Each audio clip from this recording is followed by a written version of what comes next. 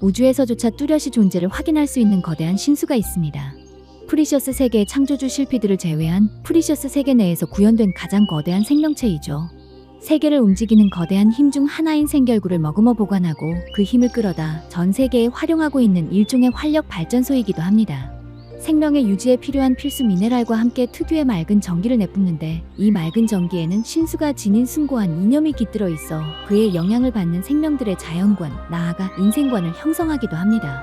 무엇보다도 대자연의 힘을 보유한 전설의 괴수인 오피온을 봉인한 대륙간 산맥의 중심 위치에 자리 잡아 오피온이 부추긴다고 여겨지는 무려 수천 군데에 달하는 크고 작은 분화구에서의 격동적인 분화를 억누르는 역할을 합니다. 한편으로 이 나무는 자신이 펼쳐낸 살아있는 자연을 통해 바라본 세계의 역사를 모두 품어안고 있기 때문에 역사의 보금자리로도 불립니다. 신화시대가 열린 후 얼마 되지 않은 무렵 모든 신들이 모여 세계 운영을 논하는 판테온 신성의회에서는 불화와 혼란, 나아가 대환란으로 끝나버렸던 낙원의 성세 그 첫 장으로 되돌아가기 위해 신왕금 시대의 건설을 의결하였습니다. 그 웅대한 시작으로서 세계 질서 개도자인 천상성왕 아리엘은 창조주 실피드로부터 하사받은 위대한 성수의 묘목을 황금시대 당시 자리잡고 있었던 다섯 해초 문명의 중심이 되는 자리에 심었고 판테온 신성의회의 의결에 따라 그 성수를 에네르기아 오리진이라 불렀습니다.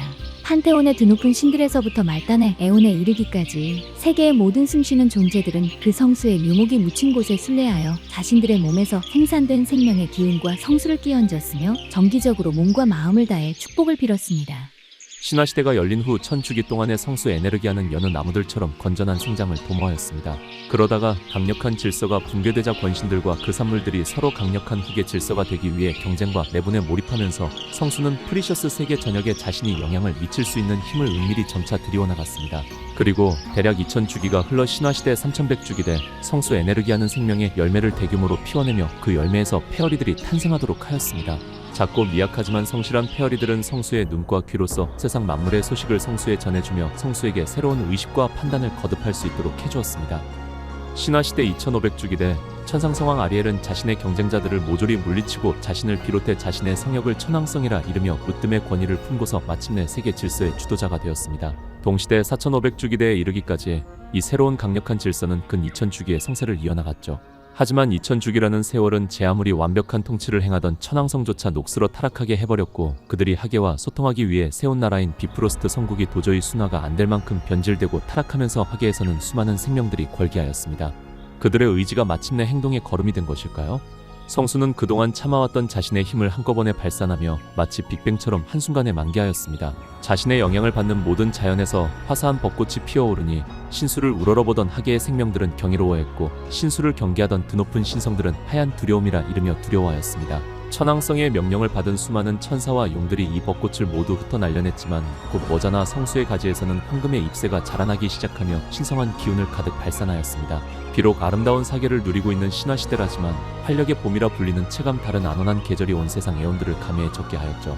마치 잊혀진 황금시대를 제외한 양 그들은 매우 황홀하고도 홀가분한 꿈에 빠져들었습니다. 피어난 황금 잎새 사이로 엄청나게 많은 열매들이 맺혔고 열매에서는 새로운 생명들이 잉태하기 시작했습니다.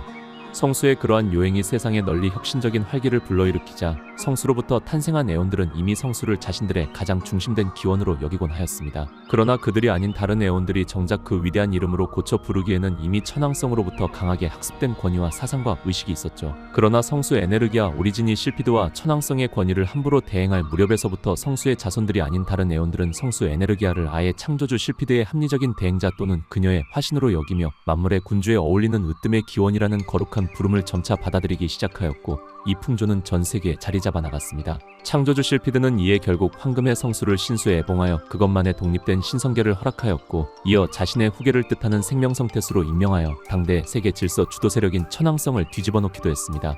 그리고 신화시대 5000주기 때 신수가 자신의 이상이 담긴 결실을 자신의 힘이 닿는 모든 가지의 끝에서 이루며 판게아 초대륙 온 곳곳에는 혁신적이라 할 수 있을 만큼 녹색 자연과 꽃, 열매와 수많은 생종들이 매우 이례적이고도 다채로운 향연을 이루듯 본격적으로 펼쳐냈습니다. 현대식 자연의 배경이 비로소 갖춰지는 이 시기에서부터 프리셔스 세계의 생태계는 신생대로 접어들었습니다. 신생대를 일으킨 신수는 자신이 그동안 침묵하면서 모아들였던 역사적 진실과 지식을 현실몽을 통해 생명에게 일깨워주기 시작했는데 이를 신수의 계몽이라 일컫습니다. 이 현실몽은 실피드의 보좌 성령인 위대한 생명 성령만이 구현할 수 있는 매우 고도의 생명술인데 자신이 줄곧 축적하여 가공해온 특유의 맑은 전기로 그들을 포섭하여 자율껏 사용해왔습니다. 신수는 자신이 뿌리내린 태초의 자연으로부터 나오는 방대한 지력을 양분 삼지만 제 아무리 일대의 지력을 모두 흡수한다 한들 그것만으로는 신수가 크게 자라나는 데에는 한계가 있습니다. 땅속에는 태초의 자연 외에도 신화시대 초반의 세계를 뒤흔들어 놓은 혼돈의 뱀 오피온과 그 뱀과 융합한 신화시대 초반의 강력한 질서 아스탈 타이타노스의 힘이 봉인되어 있습니다. 신수의 끝없는 거대한 성장력도 그렇고 남다른 생동의 의지와 활력감은 봉인된 그것들의 욕망이 반영된 결과일지도 모릅니다. 신수가 과연 에네르기아 오리진 시절의 순수한 황금시대의 정신을 품고 있는지는 미지수라는 얘기죠. 그 외에도 신수는 상공을 흐르는 실력의 산물을 흡수해 저장합니다. 신에서부터 영 그리고 모든 하계의 생명들이 운명에 따라 활약하며 발산한 기공과 마력이죠. 그들이 실력 발휘를 하면 할수록 신수는 저장할 수 있는 에너지가 더욱 풍부해질 것입니다. 그리고 신수는 담대하고 포용적인 사상을 지닌 아르테리움 물의 성전으로부터 흘러드는 물을 흡수합니다. 그렇게 흡수한 요소들은 여러 개체의 태양성들이 신수의 상공을 번갈아 주야며 내리는 빛으로부터 광합성하는데 여기에 대이고 내에서 내뿜어지는 기운이 얽히면서 매우 특별한 활력소를 만들어냅니다. 일반적으로 산소가 만들어지는 과정과 같으나 그 같은 자연의 물질에는 신수만의 이념과 기운이 서려있는 바 신수가 만들어내는 특별한 활력소는 생명의 현정신을 바로잡아주는 데 중요한 역할을 합니다. 신수가 없다면 아마도 전 세계의 모든 생명들은 감정을 절제하지 못하고 절박한 생존 본능에 치우치며 어느 곳과 닮은 야만스러운 모습을 보일지도 모릅니다. 신수가 천천히 성장하다가도 어느 때에는 급속 성장하기 때문에 어떻게 얼마나 잘할 수 있는지는 예측이 되지 않습니다.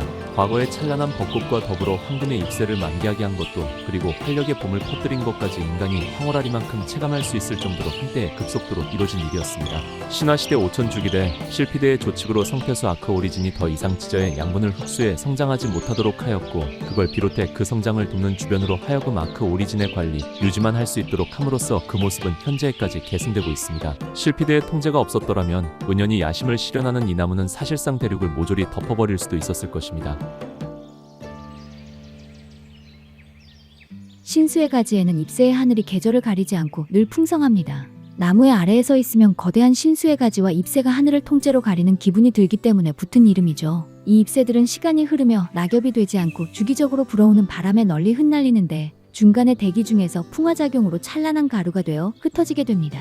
이어 자유롭게 부유하는 입자 단위로까지 분산하며 그것들은 전 세계로 자유로이 날아가 자연 그리고 다양한 생명들의 양분이 되죠. 신수의 잎새는 계절에 상관없이 일정한 비율로 가지에서 떼어져 날아갑니다. 억지로 떼어내는 게 아닌 매달린 잎새들이 저마다 주어진 수명을 따를 뿐인데 그것들이 잎새의 하늘이 지닌 위세에 영향을 주지 않을 만큼 떨어지고 돋아나는 것을 매우 조화롭게 반복하고 있는 것이죠. 신수의 줄기에는 신수의 생명들이 살아갈 수 있도록 배려한 매우 평평하고도 많은 열매들이 자라는 신수도라는 공간이 있습니다. 신수에 형성된 도시라는 뜻으로 신수의 열매에서 탄생한 생명 또는 신수가 받아들인 생명들이 신수의 나무와 잎새에 의존해 살아가고 있습니다.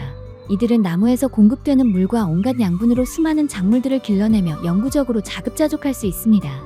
그 외에 초령도라는 신수의 둥지, 곧 초령과 그들의 삶을 돕는 봉족들이 살아가는 도시를 군데군데 두고 있습니다. 중간중간에 나무의 틈 사이에 맺힌 담수가 있는데 엄청나게 큰 신수 안 곳곳의 담수의 양은 천차만별이지만 가장 큰 담수는 바다라는 착각이 들 정도로 넓습니다. 이 담수는 신수 자신을 위한 상비 양분이며 자신이 거느리고 돌보는 생명들을 위한 비상 생명수이기도 합니다. 신수는 아마도 세계의 질서가 통째로 뒤틀어질 어떠한 미래를 짐작하고 있는 것 같습니다. 신수의 뿌리이며 가지이기도 한 신수의 수족들이 거대한 줄기의 아랫부분에서 사방으로 뻗어나가고 있습니다. 이 신수의 수족들은 잎과 열매를 피우며 의지에 따라 생명의 거처를 만들어내기도 합니다. 생명의 숲 에센셜 아트의 모체로서 에센셜 아트의 자연과 활력을 이 신수의 수족이 부여합니다. 신화시대 4500주기대 신수가 만개하며 한편으로 그 주변으로 살아있는 숲이 열리기 시작했습니다. 에센셜 아트라 불리는 이 숲은 생명의 의지가 깃들어 있었고 마치 황금시대에 버금갈 만큼이나 생명과 숲 간의 소통이 가능합니다. 숲에 울려 퍼지는 소리를 통해 빠르게 소식을 전하고 숲에 가득한 생동의 기운으로서 해를 입은 자를 빠르게 치유하는 특성 덕분에 이 생명의 숲은 지상으로부터의 침입을 막는 든든한 방패의 역할을 하였으며 한편으로 억압받는 순결한 자들을 숲에 받아들여 그들에게 최후의 저항을 위한 보금자리가 되어주기도 하였습니다. 힘이 없는 하계의 인류는 하늘의 신들이 보낸 무시무시한 천사와 용, 그리고 잘 훈련된 지상의 성위군단으로부터 멸망하지 않기 위해 에센셜 아트에 의지했고, 그들을 가련히 여겨 받아들인 이 숲 덕분에 인류는 겨우 명맥을 이을 수 있었습니다. 이 숲이 아니었더라면 신들에 지배된 인류는 아마도 깊은 사려와 감정이 없는 두발 짐승으로서 영원한 게임 속에서 헤어나지 못했을 것입니다.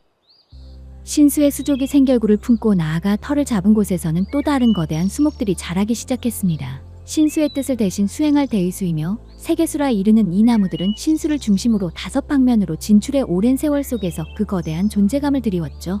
이들은 신수로부터 너무나 멀리 떨어진 곳의 자연을 신수를 대신해 돌보기 위한 성업을 띠고서 주변으로 불순한 기운을 흡수, 활력의 기운으로 바꾸어 내보냈습니다. 신수와 마찬가지로 이들은 각각 일대에서는 없어서는 안 될 중요한 존재들이었는데, 격동시대 중후반부 판게아 초대륙 서편의 한 그루 세계수가 오르크의 대군에 기울어 넘어가는 초유의 사태가 일어나며 그 일대에는 쓸쓸하고 허전한 기운, 알게 모르게 무력감이 밀려들며 사건 사고가 많이 발생하는, 그야말로 모험가들이 자신들의 능력을 시험하고 경력을 쌓는 도전장이 되어버리고 말았습니다. 루트 오브 오리진이라 불리는 이 세계수들은 현재에는 동방, 서방, 남방, 북방의 성수로서 각각 수신에 반열해 있습니다. 대륙 중앙의 신수 아크 오리진의 분신으로서 그 나무에 지대한 영향력이 공인된 셈이죠. 아크 오리진에서부터 이 대의수들은 엄연히 살아있는 의지를 품고 있으며 생결구, 즉 생명들의 생명성을 연결해주는 힘이 각각 있기 때문에 얼마든지 많은 생명들로부터 그 뜻이 깃들 수 있었습니다. 생명들이 오염되거나 타락한 의지를 품는 경우 이 나무 역시 그러한 이념을 품고 잘못된 활력을 내뿜을 수가 있다는 얘기죠.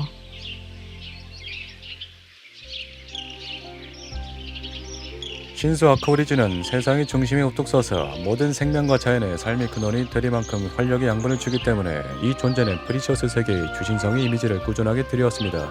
창조주 실피드의 창세, 그리고 그 세계의 질서를 천상성왕 아리엘이 주도하며 자신들이 줄곧 세계의 구심점이라고 각인하였으나 에온들의 인식 변화로 그 주신성이 자리를 찬탈당해 생기자 질서의 주도자 아리엘 자신이 직접 나서서 이 신수의 무모하거나 헛된 기상을 무너뜨리고자 했고, 가지치기라 풀리는 그 역사는 오래도록 이어졌습니다.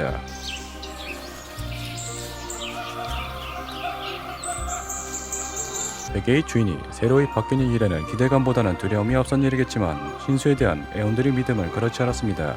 모두가 오래도록 애틋이 길러낸 자식이며 받들게 된 부모 같은 존재이자 세계 전역에 활력을 퍼뜨리는 은혜로운 존재였으며, 대단히 신비롭고 종을 헤아릴 수 없는 만능의 힘을 보유한 이 신수를 끼고서 온갖 세계의 재앙을 막아낼 수도 있었던, 물러날 수 없는 최후의 보루 역할을 해온 신수에게는 충분히 그런 자격이 있었기 때문이었지요.